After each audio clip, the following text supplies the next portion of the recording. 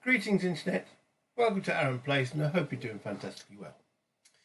I'm Aaron Sibley and this is Lock and Load Tactical in specifically Heroes of the Bitter Harvest. I picked this up recently, in fact very recently, in the last week. So I thought I'd like to give it a look, give it a proper go. How did I come to this conclusion? Well, I'm a long-time ASL player, squad leader even before then. I then got into ASL and then tried various other tactical systems in between. And I did give Lock and Load Tactical a try, about 6-7 years ago. I think they were on rules version 4.0. And I gave it a try by putting a little advert out there. Can someone help teach me this game system? Because I've heard it's quite good.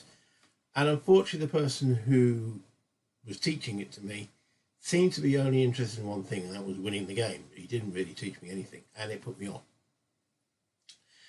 However, there was recently a sale on Steam for the digital version, and I picked it up with, I think it was like in UK terms, £1.99, and I thought, well, I did notice that it hadn't gone beyond being a beta playtest or whatever they call it. And it had been a long time out of development. Well, I say long time, 2023. So I don't know if they're going to be continuing it, but by the looks of it, on most of the actual lock and load sites and such forth, or wherever you can go, it looks like they've lost contact with the development team. But it's a work in progress, and I thought, well, let me know if I'm interested in learning the game. So I picked it up. I played a couple of the introductory scenarios that are in the Lock and Load Digital. And I thought, yeah, actually, I quite enjoyed that. So, and the sale was still going on. So I picked up for £3.95, I think it was, or £3.99, the Heroes of the Bitter Harvest, the digital version of that. And I liked the look of it, you know, the maps and such forth. So I thought, okay, let's go to Second Chance Games and see if they've actually got the game. Oh, they did. And the expansion for it, which Enemy at the Gates. So I thought, oh, right. And then I looked at the price and I thought, ooh. It wasn't cheap. But I thought, well, you know what? I haven't got myself a new game for a while. It does look nice, and it has the solo system built into it. So I thought, go on, spoil yourself. I did. Yay! It arrived within a few days. I unboxed it and I thought, bloody hell, there's a lot in here. And the rules, you've got a solo system which uses cards and such forth, and yeah, companion book, the works, 2 sets of maps. Yeah, I was mightily impressed with what content was in the box. So I thought, right, okay, I want to get this to the channel as a solo game. And then I started looking into the rules and I thought, this is actually a bit more I can chew. So I came up with the idea and I want to present that to the channel. Hence why we're here. I'm going to do one of the scenarios, the first scenario that's on the system, which is also the same as the scenario in the companion book in here. Oh, there we go. Yeah, there we go. I thought I would use the digital system to teach me the game, as it has an opponent on it already. And once I've actually got the game cracked rules-wise, and then I could say, right, let's now introduce the solo system on the physical game. Now, will I play the physical game actually map-wise on the table, or will I use Vassal or something like that? Or I could even use Lock and Load Digital and have it as 2 human opponents and use the cards. I don't know.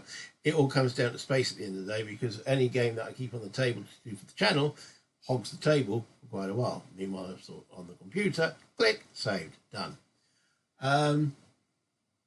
So that's one of the downsides of doing long games or games that take a period of time, because they hold the table up, and then obviously I want to do other things on the table. I don't just play war games. I know, shocking. I play actually other people at other games, which I would like to play on here as well. And those games normally take about 3 or 4 hours done. Whereas something like when I was doing the American Civil War game, I shot 58 videos. No way I could have kept that on the table. So, yeah. So the aim of this video, I mean, one is to introduce you to Lock and Load Tactical. We're going to look at it on the digital version. We'll set up the first scenario and take it from there. See where we go. It all depends on you guys as well. If you're interested in seeing some buffoon bumble his way through the rules, if you're an expert in the system and you can help me along the way, all the best. Help me. Cool. I mean, I did the same with Air and Armour. I'm now being a year into Air and Armour and doing quite well. So I get there in the end. This is the way I could look at it, and the way I hope you would look at it. But so, yeah, if you could like the video and subscribe and all the other YouTube stuff, great. Comments will be much appreciated. If you can help me along the way, point out any obvious gotchas. As I say, I'm going to be playing the first scenario, which I think, well, let me check the name. Queen's Pawn to Queen's 3 in the actual book here. What I do like about, I mean, the actual companion book is nice, well laid out. There's the scenario, the setup, and then it has a map, and then also it has the solo setup, how the solo bot is meant to set up once I get to that point. But initially, I'm just going to be playing it on the computer, and as I say, using the computer system to teach me the game. Because obviously that, well, one would hope it knows the rules. I don't know how far, or if there's any areas in the program.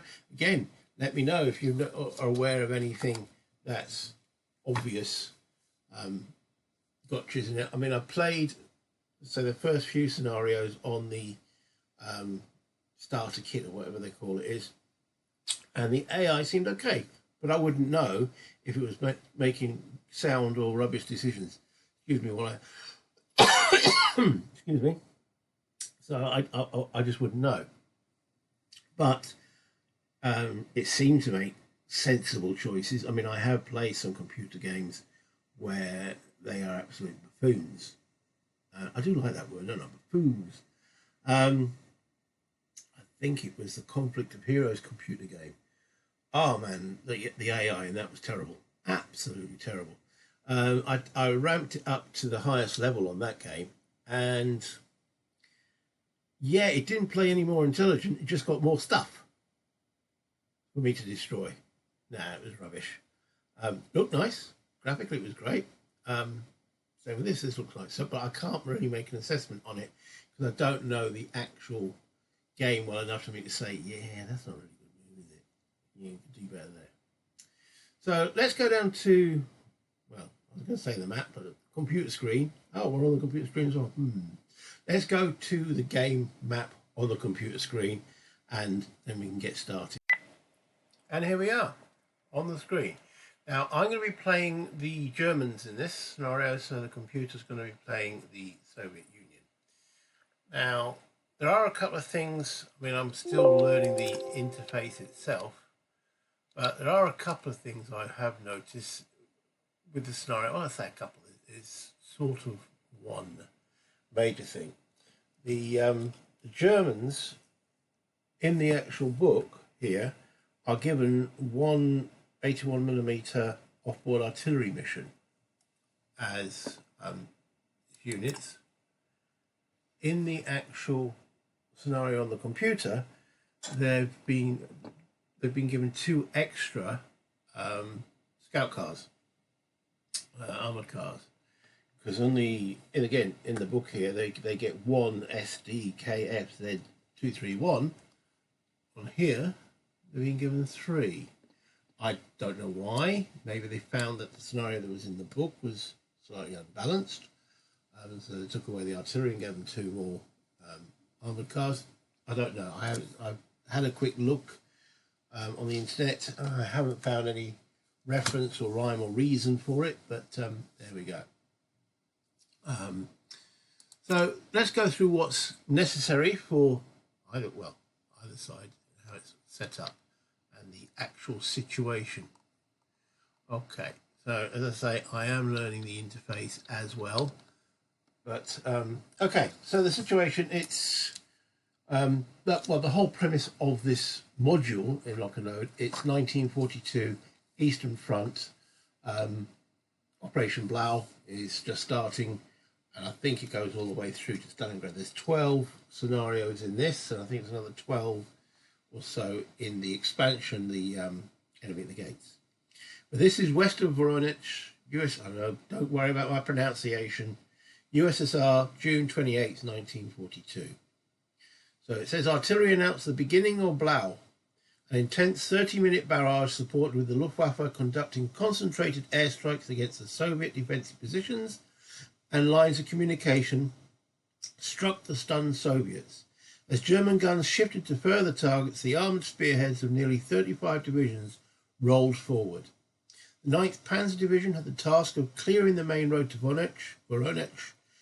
At 1000 hours, the first reconnaissance elements of the division moved forward. The armoured thrusts of Army Group B were tasked with enveloping and encircling the Soviets, but first they had to know exactly where the Soviets were. Now, I do know what their forces are, and obviously I know what my own forces are, and I said there's a slight tweak. Now, to win the scenario, okay, it says, before the Soviets set up, the German player must take 2 objective markers and place them both anywhere on board 79. So you can see this is board 79 here. And I placed an objective marker in this X here and this X over here.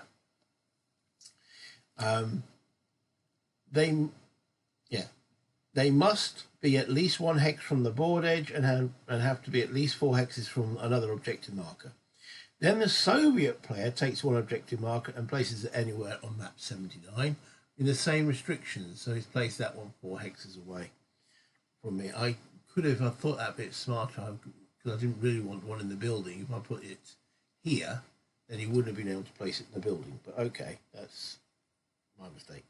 Then the Soviet player, yeah, okay. We're in the same place of restrictions as the German player. At the start of turn 4, before the initiative is rolled, the Soviet player removes one of the objective markers of his choice. So of the 3 that's on there, he can remove 1. And for me to win as the Germans, the German player must control 2 of the objective markers. Any other result is a Soviet victory. So I've basically got to hold 2 of them at the end of the game. The scenario is 6 turns long, and I have the initiative on turn 1. And I'll be coming in on the west edge here. Yeah, it is. It gives it away slightly, doesn't it? That big N sitting in the middle of the field. It's almost a crop circle, isn't it? Anyway, yeah, I'm going to come in from the west edge and drive through it. Now, what have I actually got, and what have the Soviets got? I'm not playing with any fog of war, or minimal fog of war, so I can see that the Soviets are greyed out because I haven't spotted them, and I'm not on the board. We've got some Soviets down here as well. If I click on the hex, will it show me? It does. So they've got a squad in that hex, and it shows its capabilities on there. Now, I'm going to play this as if you wanted to learn the game as well. So I'm going to go through all the different things that I can remember. And as I say, if there's any experts out there watching, if you could make any comments that could help us moving along, that would be much appreciated. But again, looking at that unit there, once we come to my guys, I'll go into a bit of detail of the unit. So talking about it, I've got the initiative. I could pass. Wouldn't be a sensible thing to do, is it? It says, to win, it's even given me there, the Germans must control 2 objective hexes at the end of the scenario, and it's because we've marked there, and Germans arrive in this turn. So let's have a look what we got. All right, so we have got 3 armoured cars, 3 leaders, And by the looks of it, 3, 6, 7, 8, 9 motorized cycle units. They're mounted. They can dismount as well, plus 3 MG34s. The figures on there, okay, this one here, the blue figure at the top there, that 5 is their morale, the 1 is their firepower, the 4 is their range, and the 20 is their movement points. And as I say, they can dismount as well. And the actual, you might be able to see it, it's got a little 144 written on there. That shows it's reduced to a dismounted, it becomes a 144 unit. And I believe once they dismount, they can't remount. I've seen dismounted rules, but I can't remember seeing remounted rules. So, and then there's various buttons on here that allows me to bring on certain things. On the leaders, you've got everything in that blue circle. You see the blue circle, that's the morale value. The number under the morale value directly is its leadership modifier, and the number underneath that is their movement points. So we'll come to a vehicle when they actually move a vehicle on the board. Okay, so I'm going to bring in one of these motorcycle guys. I'm going to use a selected unit, and it shows me I can bring him on the hex edge there. So let's bring him on there. Now I could play without sound effects. Let's just keep the sound effects in, shall we? If it does get irritating and you don't like it, just put it in the comments, and you know, if there's enough people who don't like it, I'll stop doing it. Okay, now you can see it shows me where I can move to. At the bottom here, it describes the hex that I've got highlighted, the type of terrain, the movement costs, depending on the type of vehicle. L stands for leg units, R for road-based units such as trucks, T's for tracked, and O's for other. Okay, over here is the window that shows what I'm actually doing. It says I've selected a target, and over here is the unit that I've activated, and then I've got, if I could just say, I can bring up the unit window, and then it shows me that firepower is 1, the range is 4, the movement's 20, morale is 5. And if I want to delay smoke, little 2, and it's got a little note, I cannot generate a hero from mounted. I assume if they dismount, they would be able to generate a hero. Because again, I've watched Gimpy's videos on how to play this game. They were on a version before this rule set, but I should imagine most of them stand. So go and watch his lock and load boot camp on if you really want to get into this game, because he goes into quite a lot of detail, and they're short, sharp videos, you know, to get you started. I'll mention something maybe once or twice, especially if I'm learning it. Yeah. Now, the way the game system works, you activate in impulses. It's my impulse. I can activate stuff in one hex, effectively. I'm bringing on 1 motorcycle. I could have brought in 3 motorcycles because I can stack. Oh, wait, mounted. Is it 2? Could be 3. Vehicles is definitely 2. Anywho, so if I left click, it will move into the hex. And you can see it even allows me to.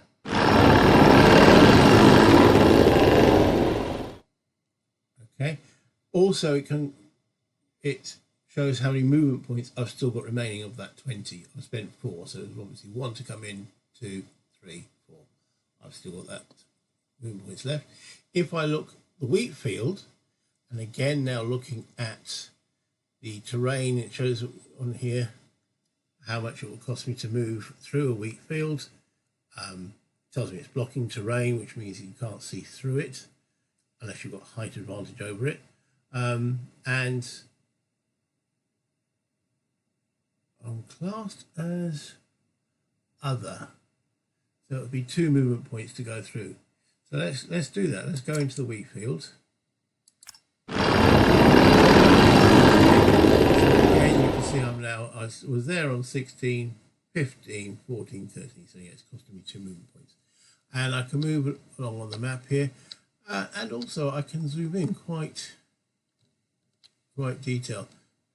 This is one of the big advantages of playing on a computer as opposed to the board game, is that you can really zoom into detail.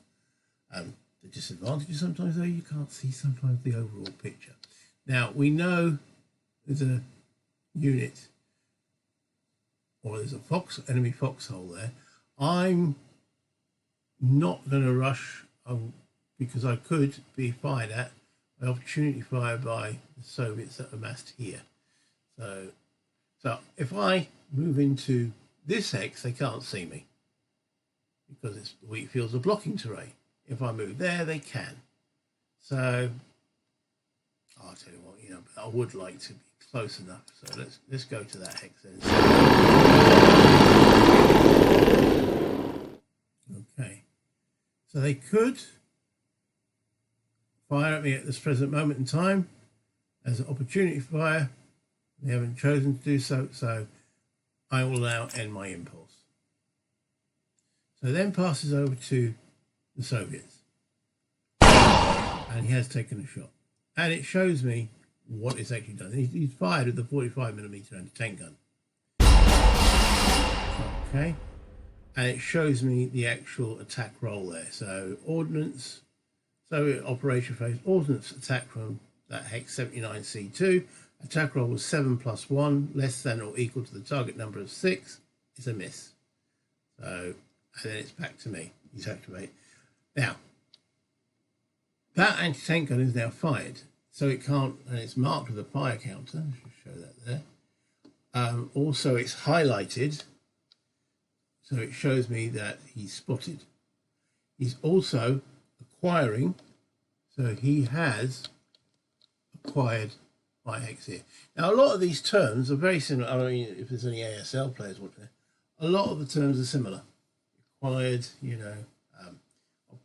well, you don't really get opportunity fire, do you, or defensive fire in this.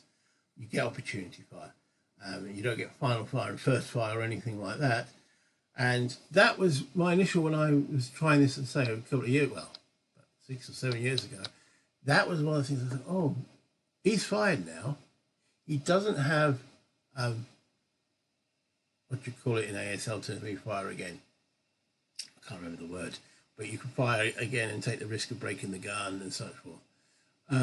Or if a squad fires, it's marked as fired, it can't fire again. Even if someone moves adjacent to them, you don't get a final fire or final protective fire or anything like that. So I think, is that a weakness? Yes, but also no. It means you've got to keep something back, just in case someone runs right next to you. So don't fire everything at once. Or the other way of looking at it is try and make the enemy commit as much fire. Keeping a reserve in this system seems to be paramount. Now, I say I'm learning the system, so my opinion could change in a month's time when I go, not really, carry on, and such forth.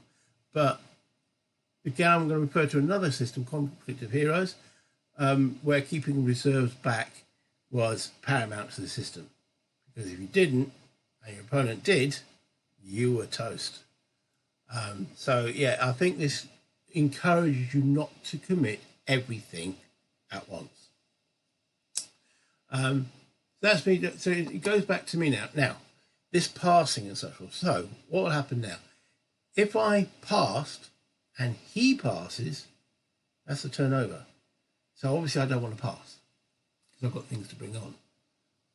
And vice versa, if he passes and then I pass, again, turnover. So I want to keep a couple of, let's see if I can bring 3 on at the same time. Now, if I want to bring one of these machine guns with the motorcycle, so let's bring it there, I attach it, they can't use the weapons from the motorcycles themselves. And it's just been, yeah, so I want to bring, you select a unit. So I want to select him, him, and let's give them a leader. Okay, you selected units. They will be immediately activated and into the battle. You select the stack, yes. Why won't it let me? Okay, that's I was going to take one of those away. You select units. Okay, looks like max for stacking 4 motorcycle units, then is 2. Okay, so I'm going to bring them in here. See, you notice the way it sort of logically takes it the quickest through. I don't want to go driving around the edge of the forest. To take it in smaller steps, that's fine by me.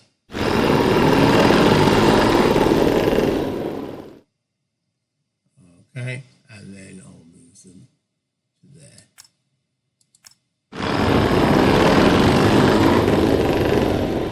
There you go. All right.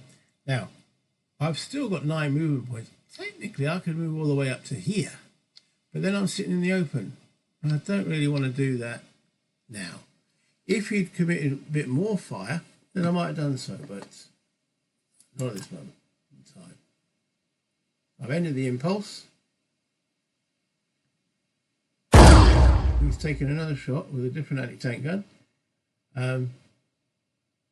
It shows his die result.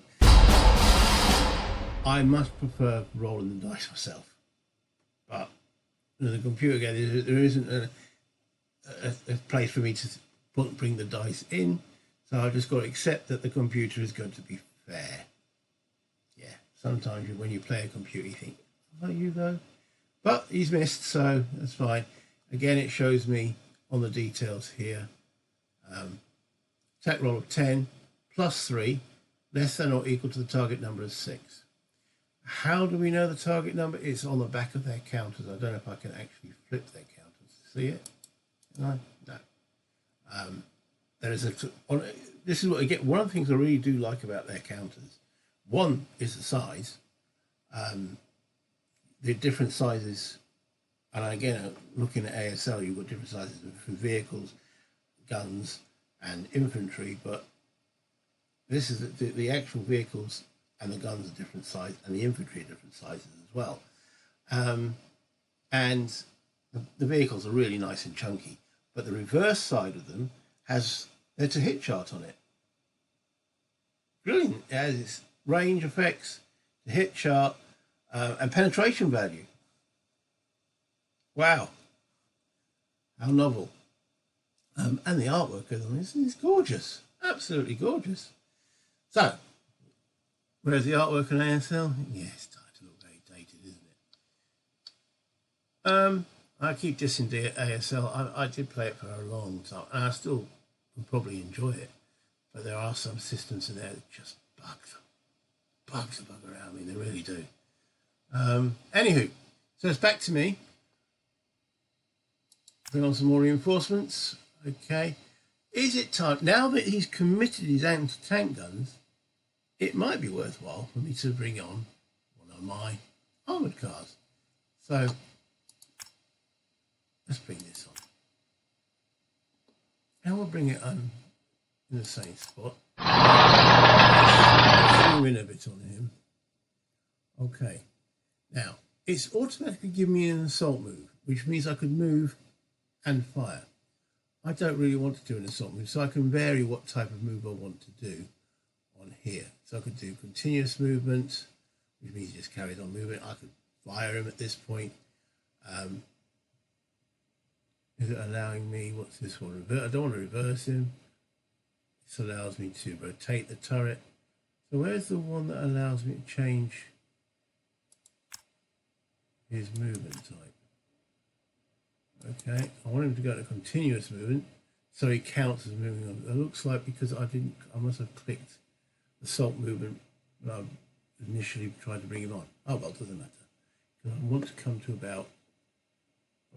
Let's bring him to here, shall we? Yeah.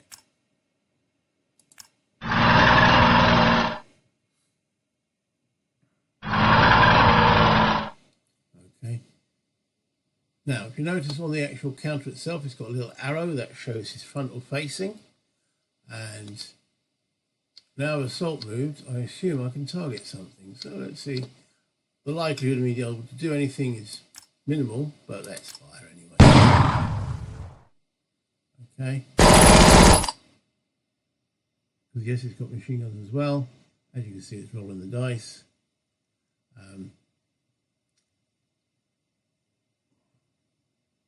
Okay, all right. It's doing weird stuff here. What's it saying? Damage check, no effect. Okay, so what's it actually done there?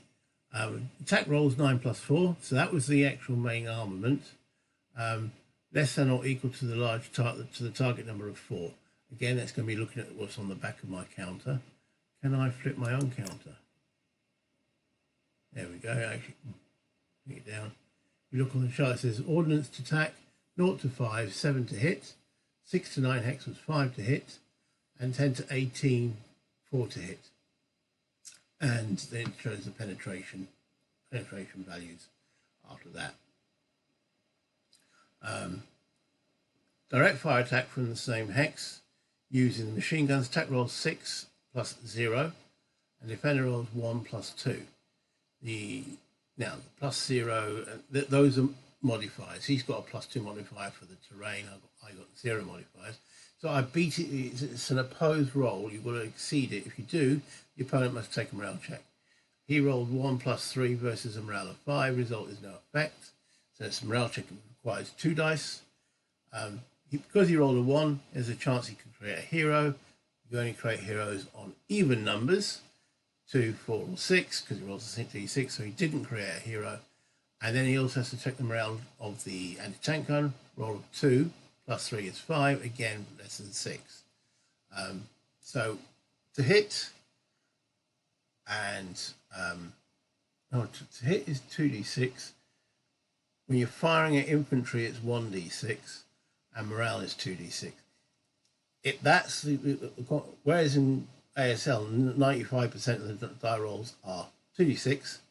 In this one, it is a variable of dice, but it's something you'll internalize after a while. Okay, so he's come on. Have I got? I've gained an acquired marker as well, and yeah, all depends who wins the initiative next turn on that one, and I'll end the impulse at that point. Okay, so what's the Soviet going to do now? Probably pass. So I notice it now says the word pass too. If I pass, remember it'll end it. I don't want to pass. I think it says pass doing nothing in the impulse after 3 passes in a row. Okay, the turn ends automatically, so well, I don't want to pass. I think it's time to bring another bunch of lads. The machine gun, attach the machine gun to them. Use selected units. And, all right, I'm going to zoom out a bit and bring them in here. See, I wonder if I'll go there.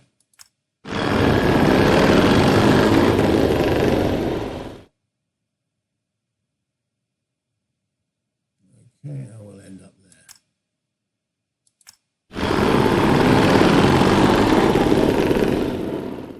Okay.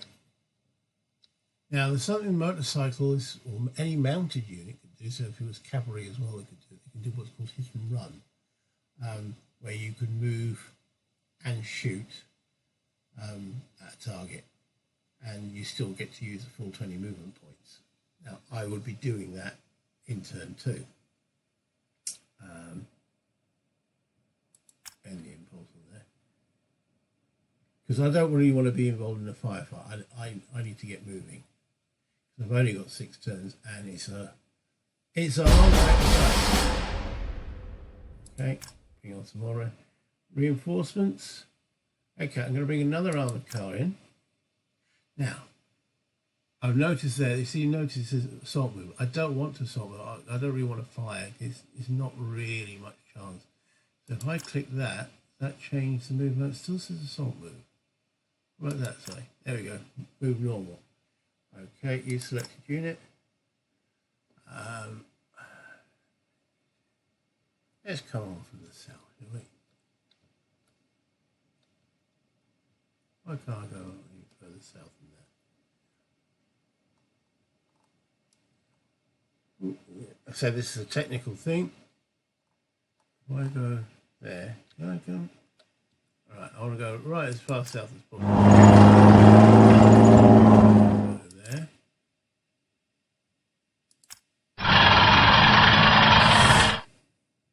I can't see. I could move this out the way. It says move to another display. I can't do that because I'm using another display for the camera. When I was playing this on the learning things on the starter kit, I had these on a separate screen. So if I move that, I can't. You know, it won't go. But I can vary the size of it if I wanted to. There we go.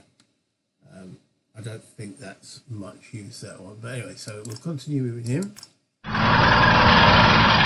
Into the wheat field. And as you can see, the movement point cost is going down.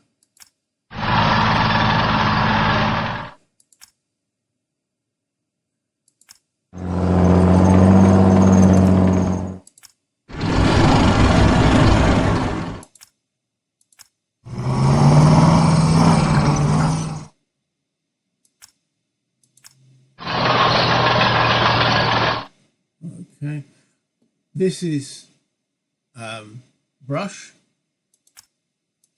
If he does fire at me, he's got to go through another brush, which is what they call degrading terrain. You go through 2 lots of degrading terrain, and then they can't see you.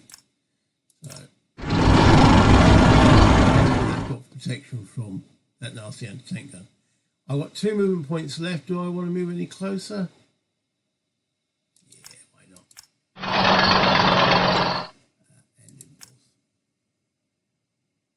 Now, I could have played this in full blind mode, I mean full fog of war. Okay.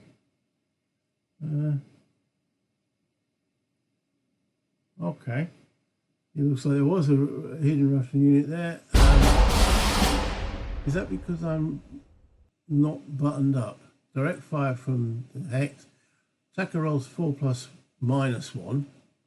Defender rolls 3, both ended on 3, no damage check for the defender. Side 2 operations phase. Yeah, I think I'm coming through exposed. I might have to change that at some point. Is there an option to do so? Yeah. No, click on my guy. Is there an option to change the button up? Toggles the mouse. I don't think there is. There must be. Okay, well. Oh, I see. I must have pressed part. That's why I can't activate that unit again. So reinforcements. Let's bring on the last armoured car.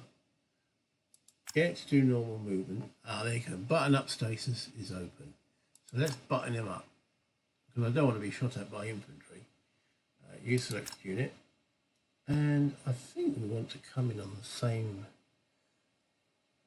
southern area, don't we? Let's come in here. And he pretty much that. Come into here.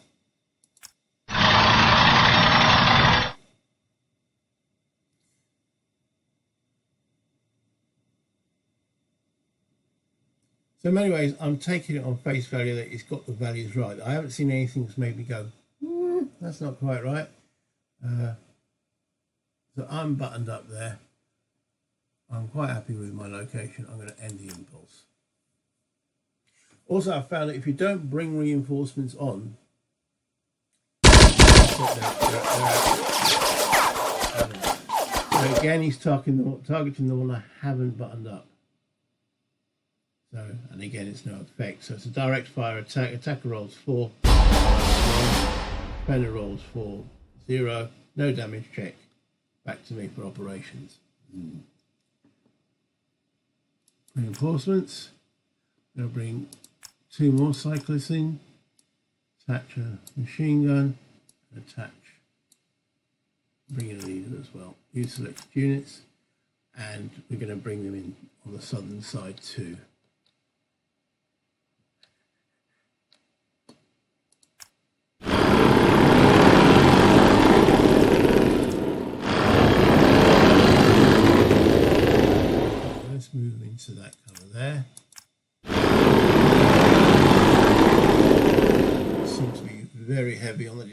up here.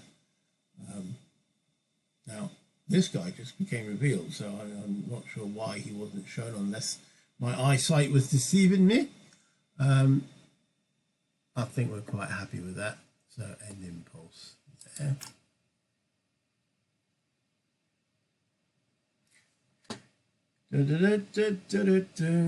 What's the rest of the Soviets going to do now?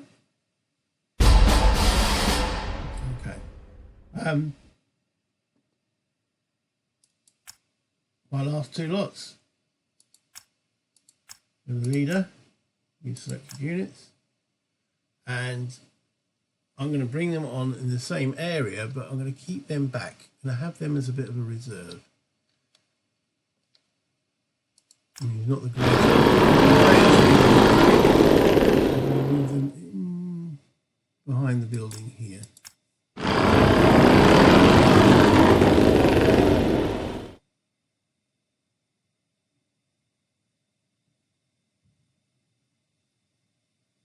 And that's pretty much me done. So let's see if he's going to do anything else. If he passes, I'm going to pass. Okay, I'll pass now.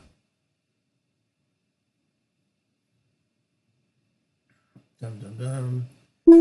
Okay, all right. It's done that rather quickly.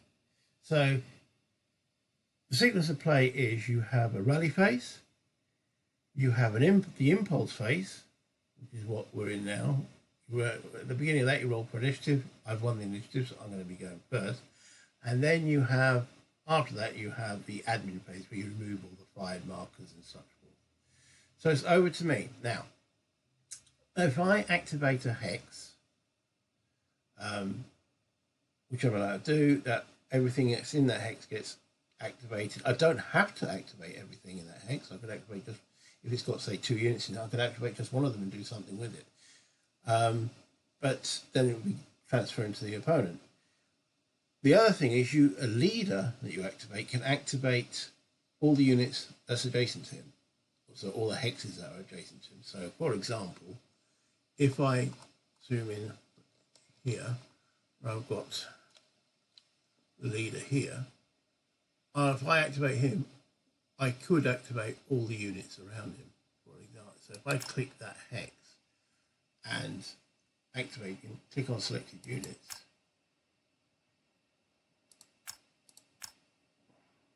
okay, click on a highlight hex to select a stack of units. So if I click on in there, come on, this is right, so click on a highlighted hex to select a stack of units.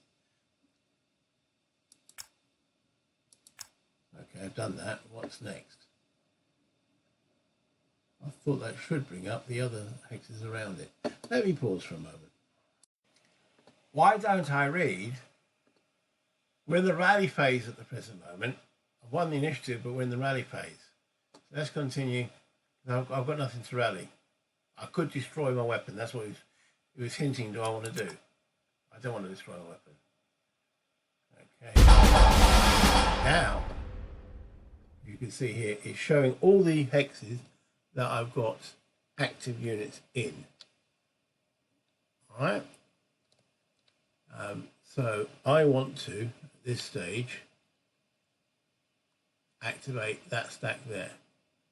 Click on unit counters and select individual units. Well, I'm going to click on them all. And notice I now have options that I can do. Okay, so I could move them normally. I could do a spotting roll. I can do lay smoke. I can dismount. I can activate adjacent hexes. So let's activate adjacent hexes. Click on unit counters in window to select individual units. Let's click on that. Selected unit is activated, and again 20 movement points. I want to do a hit and run, and notice now I've got the hit and run option there come up on me. That's a melee. So why hasn't that come up with hit and run? I'm going to have to pause again. Again, eyesight. I'll click on that counter. That tells me to move. Change mode to move mode. I'll click on it again. Hit and run move. See that? Hit and run movement. Shift A. Change move mode to hit and run. Units that hit and run can move at half speed and fire with a penalty at any point during the movement. Half speed. Okay, so I've got to be closer. So I'm too far away to do hit and run. I thought I said full speed. See? This is why I'm doing it, so I can learn. All right. Well, we're still going to... So, we've got to move closer then, haven't we? Is it worth doing... Well, there's no point doing hit and run because we can't do it. Change move modes. We can't do assault move. We could do hit and run, as in... That's 1, 2, 3, 4, 5, 6, 7, 8, 9. Oh yeah, we can. He is in range. And notice his movement points dropped to 10. Ah, there we go. That's how you know. Movement point says 20, so that's his normal move mode. And now he's at hit and run. Let's do hit and run. Let's see what happens. So we'll go to there first.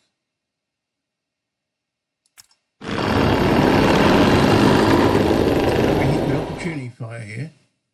He hasn't done so far.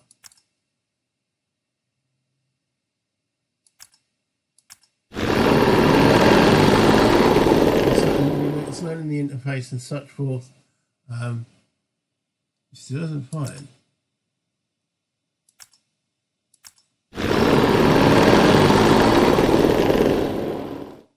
Okay.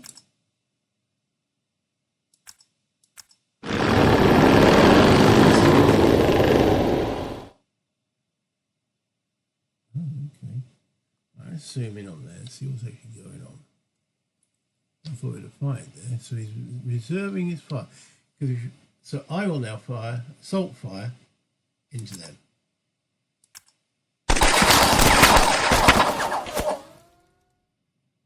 Okay, so that was a good roll for me. Okay, let's see. I'll go let it do all this thing, and then we'll go through what's actually happened there. Okay, no effect on the anti-tank gun. That's unfortunate. Right. So notice I'm marked as fired. I've still got a movement point remaining, which I could do there. But let's go through what's happened here. So direct fire attack from hex 79C1. That's my hex there. Attacker rolls 6 + 1 is 7. The defender rolls 4 + 2. So you basically, I've scored higher than he has. Then squad damage check is roll 6 + 1 versus morale of 4. Okay, so he rolled a 7, and his morale is 4, so he's shaken. He failed the actual check. Now, the reason why there's a +1 modifier on that damage check, roll 6 + 1, is because I beat his score by +1. If I If I had beaten his score by 3 points, he'd have had a +3 modifier. And the result gets worse. So if he'd rolled 6 + 3, which is 9, on his morale of 4, he'd have been twice over his morale, and I believe that equals casualties. And if you roll 3 times more, it could be eliminated. Let me just check the actual thing, because there is a damage check table. Let me have a look. Yeah, I just need to check because I don't want to sprout nonsense at you. So die roll greater than morale and less than 2 times morale on a good order multi-man counter. Yes, it uses multi-man counters and single-man counters. You become shaken. Die roll greater than or equal to 2 times morale and less than 3 times morale is casualties. And die roll greater than or equal to 3 times morale is eliminated. Okay, so yeah, there's a gradual escalation. So his infantry there became shaken, and then he checked for versus the anti-tank gun. His roll was 2+1 versus his morale. Again, that +1 from the result that I got. Versus the morale of 6 was no effect because it was less than his morale level. I'm going to move them on 1 hex further, hence the word hit and run, and that's then done.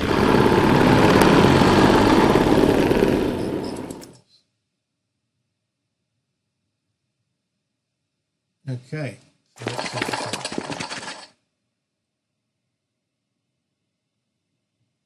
out. Okay, so they've moved a unit and it's giving me the opportunity to fire, as in opportunity fire, if I want to. I don't really want to, no. I think movement is my main prerogative in there. I don't want to do any more. Click on highlight to select a stack of units. Okay, so it was giving me options to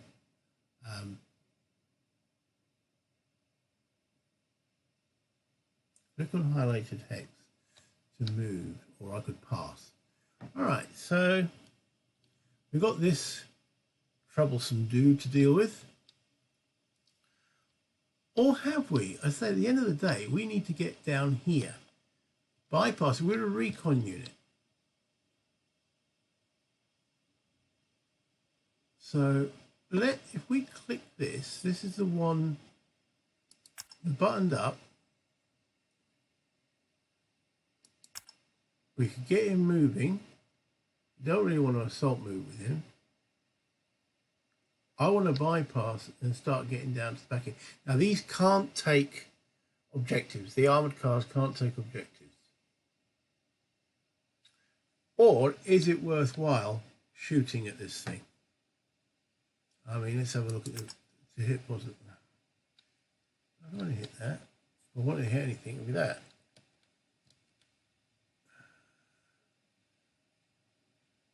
So if I highlight that as a target, why can't I highlight that as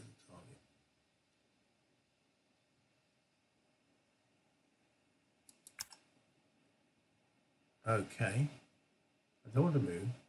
I want to fire. It's dictating that I need to fire there. Oh, that's because it's my acquired target. Yeah, I don't want to fire on my acquired target. I want to fire on that. Why won't it allow me to fire on that? Let me pause. Okay, so there's probably some experts in this game going to be, because you ain't spotted him, hence why it's greyed out. Well, not greyed out, but darkened out. I haven't spotted him.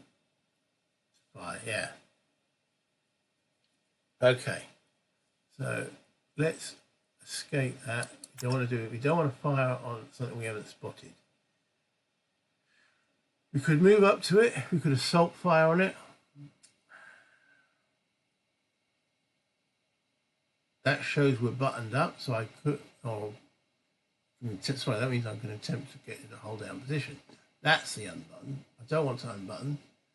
So let's assault move here, and then fire on him. Or should we move here? No, because then we're becoming a bit more visible to them. So let's move there.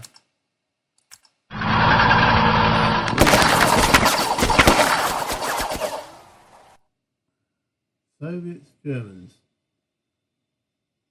Oh, we could do close assault me. I forgot that they can close assault. Direct fire attack. And I'll assault fire on him. 6. I needed 7.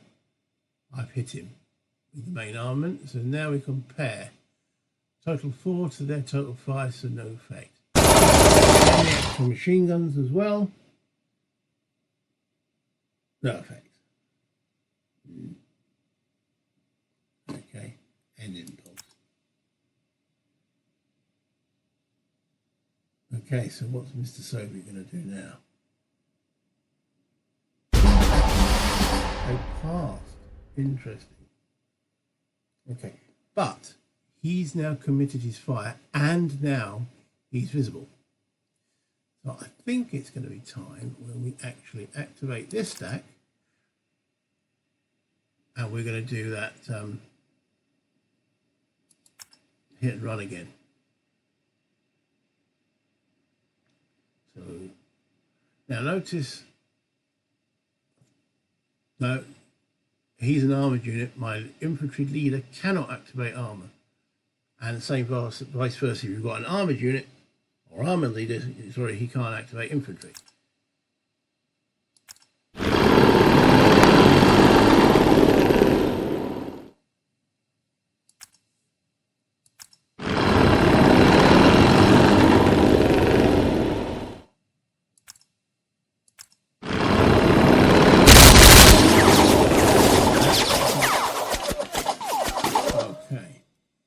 So their firepower, let's go through what they did there. Right, fire attack, so he did an opportunity fire. Attacker rolls 3 plus 0, there's no terrain or anything helping you out. Defender rolls 6 plus 0, no damage. I think you got +1 modifier for me moving, sorry, -1 modifier for me moving. Normally when things are moving in the open, you get +1, but firing at mounted units, because they're actually moving quite fast, you get it's actually harder. And then, do you have a leader there? No? Okay. Assault fire from me, from him.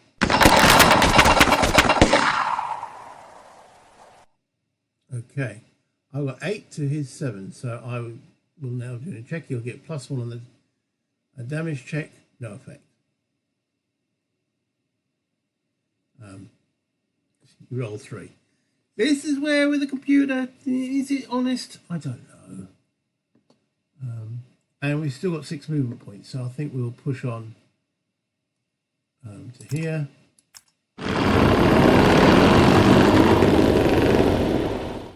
So in ASL terms, if I'd moved into that hex, that guy could have fired protected fire.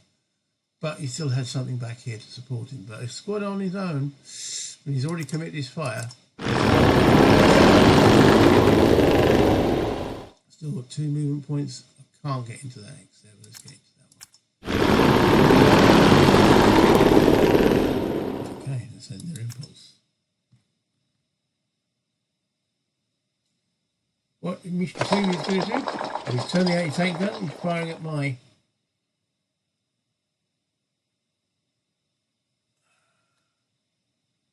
I could have opportunity fire there. Do I want to? No. I want to move that unit. Oh, he's firing actually at these boys, which is legitimate. Alright, so that anti-tank gun has now committed its fire. This one, so far, with the leader, let's actually zoom in on that. Because the unit was shaken,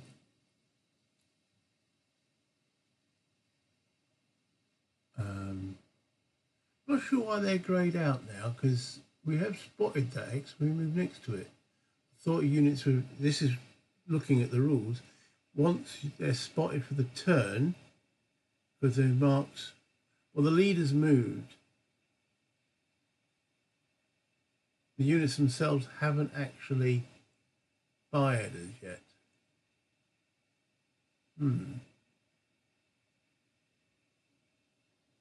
Okay. Right.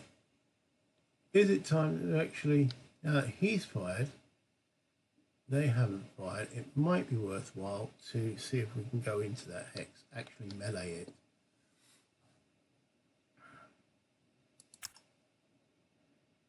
Now, I don't want all the units to go there, so we're just going to send... no, we clicked the wrong one. We don't want to send him, we'll just send him. See what happens.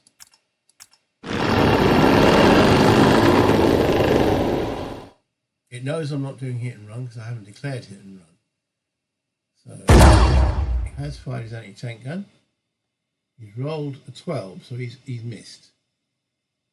Okay, I am going to enter his hex in melee.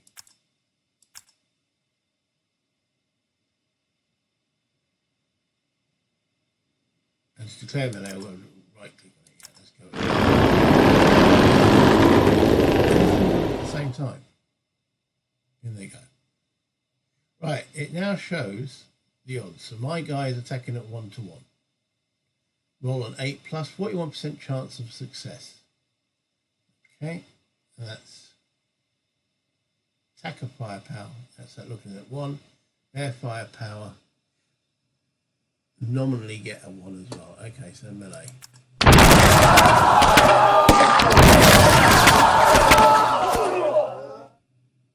Okay, it looks like I took them out. Let's have a look here. Melee attacks, target number 8, roll 9. Oh, we've got to get over. Yeah, sorry, melee, you've got to get over. See, this is, again, one of the slight things I don't quite like. ASL, rolling low, is good. Rolling high is bad. In this one, some rolls you've got to roll high, some rolls you've got to roll low. It's then, again, it's something you've got to internalise, but, yeah. Okay. Helpless unit, the sergeant doesn't have a melee value of his own, and the squad, because he was shaken, is eliminated because he's classed as helpless. So, yeah, and my guy just sitting there going, yay, job done. Okay, end of impulse.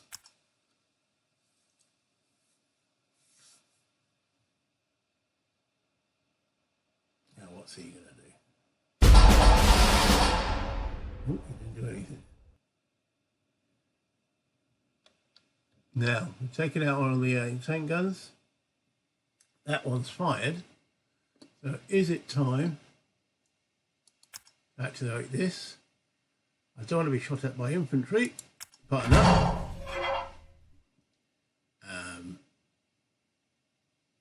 Yeah, let's do an assault move with him. He can go 8 movement points. 2, 3, 4, 5, 6, 7. So you can get to there.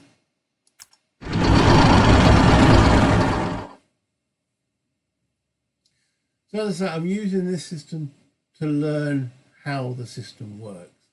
Because eventually I want to play it with maps and such forth. But I'm going to be using this as a solo system. I'm also going to be carrying on my band of brothers. I'm playing that opposed at the present moment. And it's not really a good enough solo system for Band of Brothers. So the attack there had no effect. And again, plus one, you've got to score higher. So end impulse. Back to the Soviets. So yeah, the same way.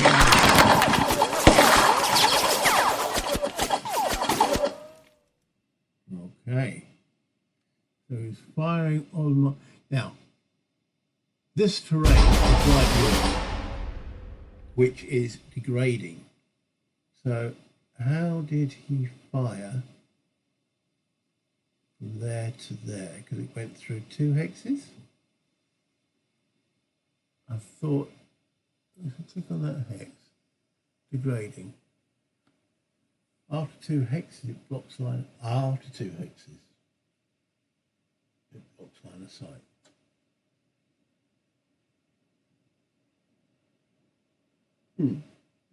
Bit puzzled how he managed that. Maybe it's not following the rules correctly, or maybe I'm misunderstanding the rules. Can you let me know in the comments? I mean, I'll be checking out after the game system. Okay, no, I've got to check now. That's just me. Can you fire beyond 2 hexes of degrading terrain? Okay, I had to dig into the rules a little bit, and then I should have looked on the actual direct fire table, which it says per degrading terrain hex through which the line of sight passes a maximum of 2. A third degrading hex blocks line of sight, or there's only actually 2. So you can see through 2, you can't see through 3. So yeah, it's a bit on the wording there, but so it's playing correctly, and it's reinforced that rule into me, and hopefully, if you haven't played before, into you. And again, any of you experts out there going, nah, you buffoon, that's how we learn, isn't it? Anywho, so where were we? Units in hex. Do I want to pass or do I want to activate another unit?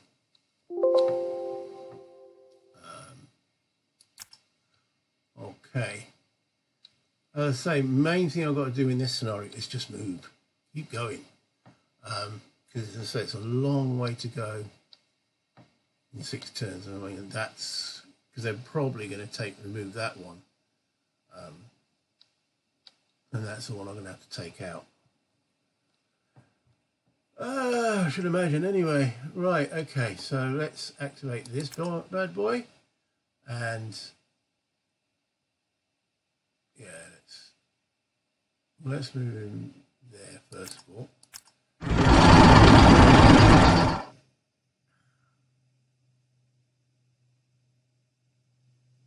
Okay.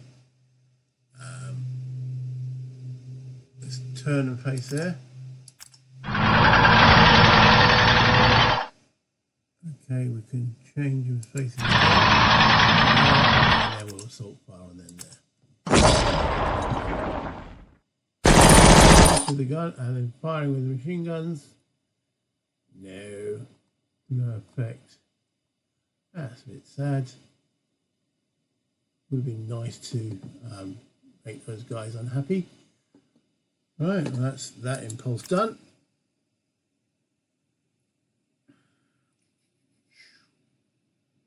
What's the Soviets going to do now? Interesting. He hasn't brought these forward or anything along that line, so maybe he's applying what I think it should do, which is the reserve idea. Right, okay. Shall we do it? If we do 1, 2, 3, 4, 5, 6. We want to get rid of them, don't we? So let's do hit and run again. Boom. Onto these boys. So we'll go here.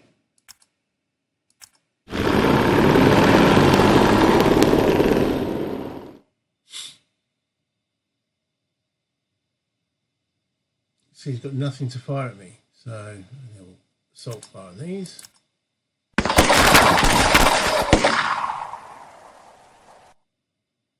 rolled a 5, he rolled a 3, so he's now got to take a morale check with a +2. Okay.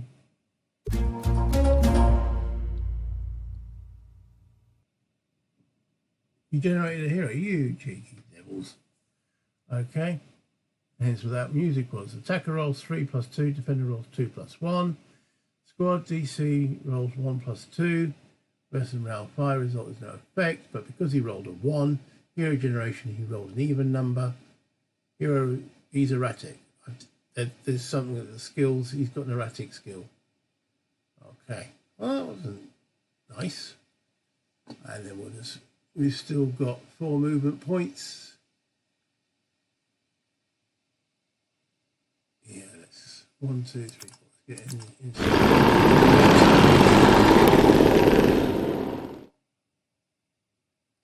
Okay, still got a movement point beyond that. Okay.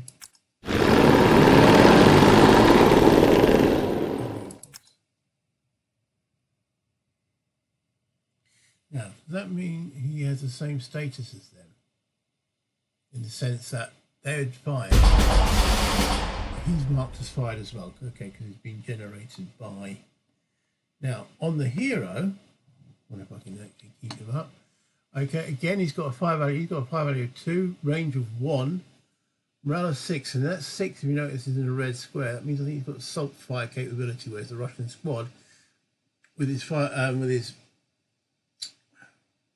movement red squared on the 4, can't assault fire. So the hero can, and the hero's got a better morale as well. I'm not going to look into detail what erratic means. With my hero, I probably would. Well, let's see what he can do. So it's back to me. I'm starting to run a little bit low on units. I don't like this guy now with a blinking hero in there. I think we've got to deal with him.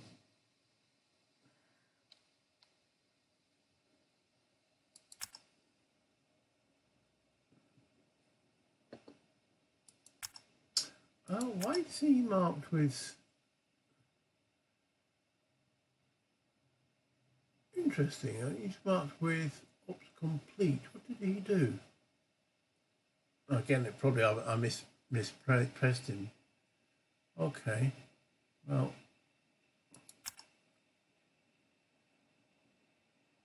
no, we don't want them to move. We want the actual. He's going to do hit and run as well. So I don't like you boys.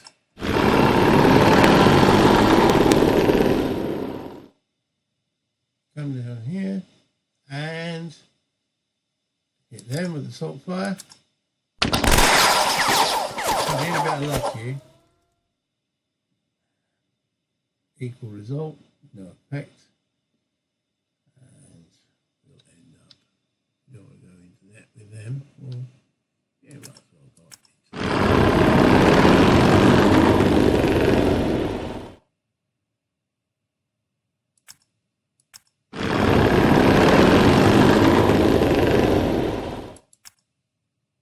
I'm going to keep trying to take this guy out. Honestly, I don't need to, but I don't like to leave really good position. If I can get him shaken, I know he's got a hero there. The hero can rally them. Okay. Oh, we don't. We want to do the hit and run again.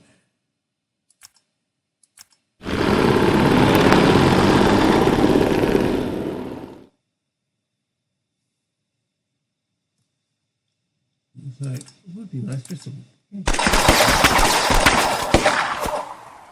roll the one again. There's 6.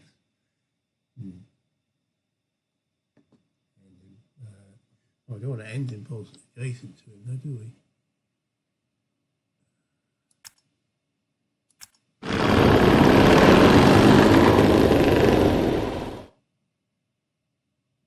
No, that's fine. End impulse.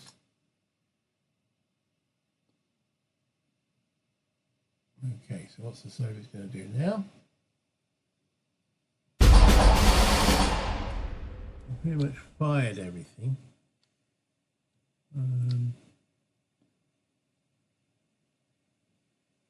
Yeah.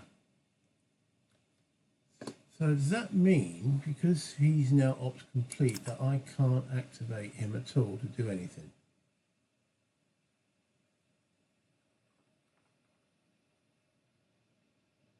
And then he'd be walking on foot, wouldn't he?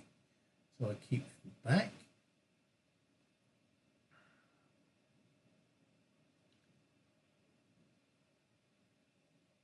Yeah, and if I can't fire the weapon, range is 4.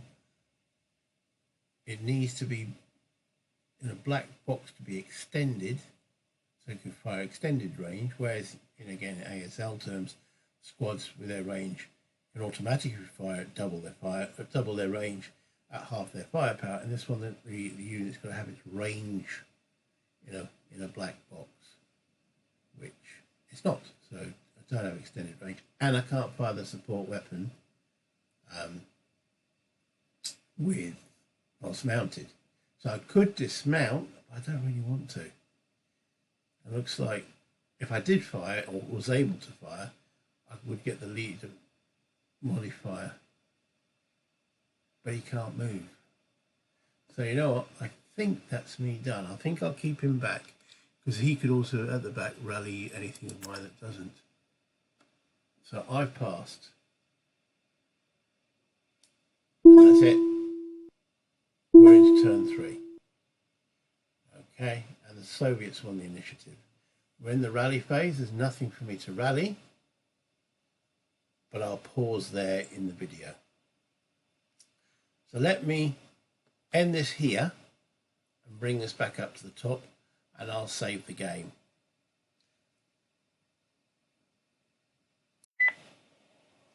Well, as you can see, yeah, it plays. We chose a couple of rules checks, and it seems to play the rules fine. I'm learning, which is the whole point behind this process. I hope any of you that have never played this game, I hope it shows it a little bit. We've done the first 2 turns. I will complete the scenario. It's 6 turns, and I'll probably do the next 4 turns in one video. This went run for a little bit longer than I intended, but you know, you never know, especially when you're learning.